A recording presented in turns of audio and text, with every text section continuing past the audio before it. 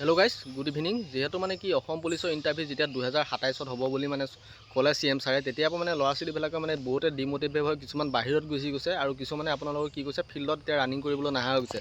যিহেতু আমাৰ ফিল্ডখন গ্ৰাউণ্ডখন ওচৰতে আছে, গ্ৰাউণ্ডত এতিয়া আগতে যিমানখিনি ল'ৰা ছোৱালী হয় তাৰে আপোনালোকৰ 30% মানহে এতিয়া ল'ৰা ছোৱালী দেখিবলৈ পোৱা গৈছে ফিল্ডত। মানে বহুত ল'ৰা ছোৱালী ডিম'টিভেট হৈ গৈছে এতিয়া যে অলপ দিন ইণ্টাৰভিউ লেট কৰি দিয়াৰ কাৰণে আমাৰ।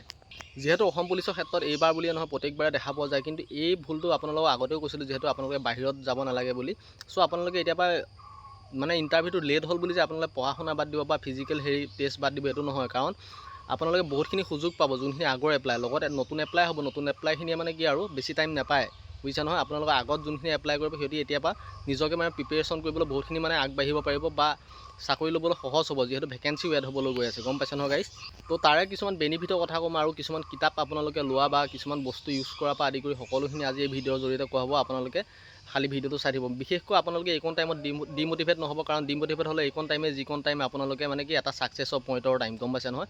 বহুতে মানে এইখিনি টাইমত এনেকুৱা টাইমতে অলপ খেলি মেলি দেখি মানে মনটো মানে হেৰি কৰি পিনে আপোনালোকে ডিম'টিভেট হৈ সিহঁতি মানে ইণ্টাৰভিউৰ পৰা মানে আঁতৰি গুচি যায় বা কিছুমান কামত গুচি যায়, কিছুমান বেলেগ বাহিৰত গুচি যায়। সেইবিলাক কাম আপোনালোকে নকৰিব, সেইটো মই আপোনালোকক অনুৰোধ কৰিছোঁ। আগতেও কৈ আছোঁ যিহেতু ভিডিঅ'ত আপোনালোকে বেছি দিন ধৈৰ্য ধৰিব নাই, অলপ দিন ধৈৰ্য ধৰক। যিহেতু আৰু এইখিনি ভেকেঞ্চি ওলোৱাৰ পিছত যিখিনি আপোনালোকৰ ভেকেঞ্চি ওলাব, এইখিনি ভেকেঞ্চিৰ পিছত কিন্তু আপোনালোকে তেনেকুৱা চান্স নাপাব এনেকুৱাখিনি ভেকেঞ্চি আহালৈ। কাৰণ আপোনালোকে শুনি চাওক, অকল অসম পুলিচ বুলি নহয়, এইবাৰ যিখিনি ভেকেঞ্চি আহিবলৈ গৈছে অকল অসম পুলিচ বুলি নহয়, আপোনালোকৰ অসম পুলিচ ওলাব, অসম ফৰেষ্টত আহিব পোষ্ট বাঢ়িব, তাৰ বাহিৰেও আপোনালোকৰ ADRE আহিব, DME হেল্থো আহিব, গম পাইছে নহয়। যিমানখিনি ভেকেঞ্চি আছে সিমানখিনি আপোনালোকৰ সকলোখিনি ভেকেঞ্চি হ'ব। নাই কমেও আপোনালোকে 10-20 হাজাৰ পোষ্টত আপোনালোকে এপ্লাই কৰিব পাৰিব। অকল পুলিচ বুলিয়ে নহয়, ADREত পাৰিব আপোনালোকে, হেল্থত পাৰিব।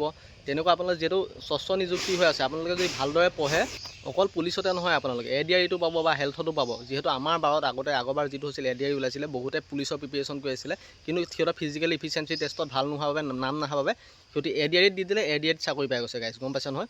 সেইবাবে আপোনালোকক কৈ আছোঁ, আপোনালোকে যিখিনি পঢ়া শুনা কৰি আছে পুলিচৰ বাবে, সেইখিনি নাভাবিব যে আপোনালোকে ADREত কাম নিদিব। আপোনালোকে পুলিচৰ বাবে যিখিনি পঢ়িছে নাই কমে 60-70% আপোনালোকে পঢ়ি ক্লিয়াৰে কৰিছে বুলি ক'ব পাৰি। আৰু অলপ যদি পঢ়া শুনা আৰু অলপ বেছিকৈ কৰি দিয়ে আপোনালোকে ADREটোত পাই যাব। বাই চান্স যদি পুলিচতো নাপায় আপোনালোকে ADREত পাব পাৰিব। সেইটো কথা আপোনালোকে মনত ৰাখিব। আপোনালোকে কিমান পঢ়ি গৈ কিমান এডভান্স আপোনালোকে নিজে গম পোৱা নাই চাগে, কিন্তু যেতিয়া আপোনালোকে কুৱেশ্যন পেপাৰ দেখিব তেতিয়া গম পাব যে আমি ইমান এডভান্স হৈ গ'লোঁ বুলি।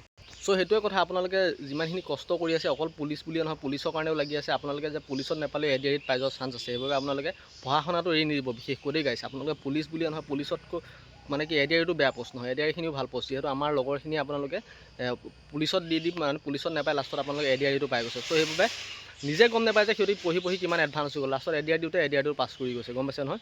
চ' তেনেকুৱা ধৰণৰ কথা। সেইবাবে কৈছোঁ গাইজ, বহুত ভেকেঞ্চি আছে। আপোনালোকে অকল অসম পুলিচ বুলি, অসম পুলিচত নাপালেও আপোনালোকৰ দ্বিতীয়টো সুযোগ আছে, ADRE আছে, DME আছে।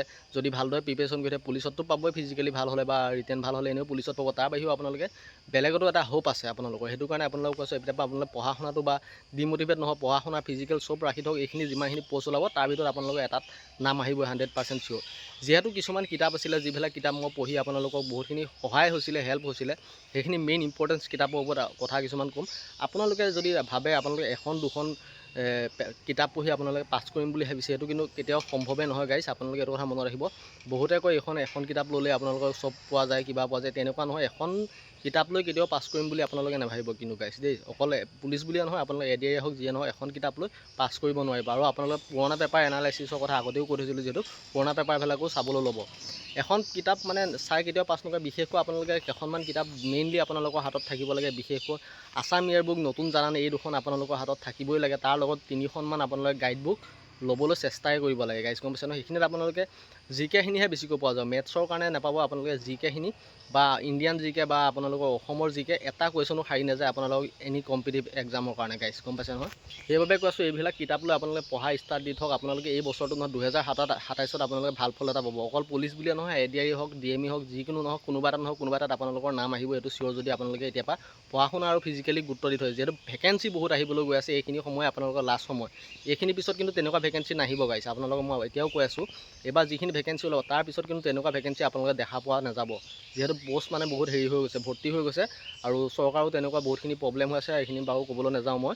চ' যিমানখিনি এইবাৰ পোষ্ট দেখা যাব তাৰপিছত কিন্তু আপোনালোকে তেনেকুৱা পোষ্ট দেখা পোৱা নাযাব। সেইবাবে আপোনালোকে যিমান পাৰে এইখিনি পোষ্টতে আপোনালোকে ল'বলৈ চেষ্টা কৰক। আছাম ইয়াৰবুক, নতুন জানানে, এইখিনি আপোনালোকে জিকে, ইণ্ডিয়ান জিকে আৰু আছাম জিকেৰ কাৰণে এই দুখন কিতাপ ল'ব। তাৰ বাহিৰে আপোনালোকে যিখিনি ইউটিউবৰ চেনেল আছে, ইউটিউবৰ পৰা আপোনালোকে বেছিকৈ পৰা ক্লিয়াৰ কৰিবলৈ চেষ্টা কৰিব। কিছুমানে বহুতে মানে কি ডাইৰেক্ট হাৰ্ড চাই হাৰ্ড চালে আপোনালোকে বুজি নাপাব। প্ৰথম আপোনালোকে যিখিনি টাইম আছে আপোনালোকে পঢ়োঁ বুলি ক'লে সৰু মেথছৰ পৰা যদি বেছিকখিনি শিকি যায় আপোনালোকে বহুত ডাঙৰ মেথছলৈকে আপোনালোকে শিকিবলৈ পাৰিব, গম পাইছে নহয়। যিহেতু আজিকালি ইউটিউব চেনেলৰ A to Z পায়। আপোনালোকে যদি পঢ়োঁ বুলি ভাবে বেছিকৈ পৰা সৰুৰ পৰা গৈ আপোনালোকে বহুতখিনি ডাঙৰ মেথছ পাৰিব, যিবিলাক কম্পিটিটিভ এক্সামত অহা যায়। আপোনালোকে নিজে পঢ়ি গম নাপাব যে মই ইমানখিনি ডাঙৰ মেথছলৈকে পাৰা হৈ গ'লোঁ, গম পাইছে নহয়। যেতিয়া কম্পিটিটিভ এক্সামত আহিব আপোনালোকে নিজে ভাবিব ইমান ইজি মেথছ আহিছেনে। চ' সেই তেনেকুৱা ধৰণৰ আপোনালোকে যিমান পঢ়ি থাকিব তিমান আপোনাৰ নলেজটো আপগ্ৰেড হৈ গৈ থাকে গাইছ, গম পাইছে নহয়। চ' বেছি নকওঁ, এটাই কথা ক'লোঁ, নেভাৰ গিভ আপ, হাৰ নেমানিব। এইখিনি পোষ্টত আপোনালোকে যদি হাৰ মানে আপোনালোকৰ নিজৰ লছ।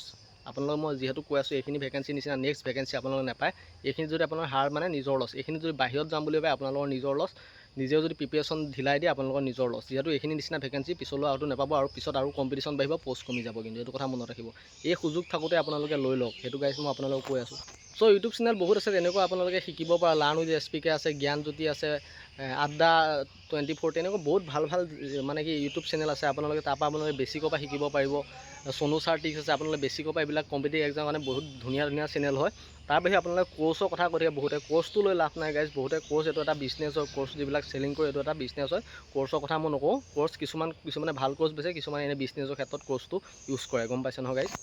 চ' ইমানখিনি কথা আপোনালোকে যদি এইবাৰ ল'ম বুলি ভাবিছে এইখিনি সময়ত হাৰ নামানিব। এইবাৰ বহুত পোষ্ট আহিব, খালি সেইটোৱে মই আপোনালোকক প্ৰত্যেকবাৰে বাৰম্বাৰে কৈছোঁ, এইখিনি নিচিনা ভেকেঞ্চি আপোনালোকে নাপায়, নেক্সট বাৰ নাপায় মানে। সেইকাৰণে আপোনালোকক কৈ আছোঁ এইখিনিত হাৰ নামানিব। দুদিন দেৰি হৈছে একো নাই, ভালদৰে প্ৰিপেৰেশ্যন কৰক। এটা পইচা লাগে, দুদিন দেৰিকৈ পাব, সেইটোৱে কথা। কেইদিন আপোনালোকৰ 4-5 মাহ পিছুৰি গৈছে, 4-5 মাহ কি আপোনালোকে ধৈৰ্য ধৰিব নোৱাৰিব নেকি? আপোনালোকে সেইটো মেণ্টেলি ষ্ট্ৰং কৰিব লাগিব গাইজ, গম পাইছেনে নাই।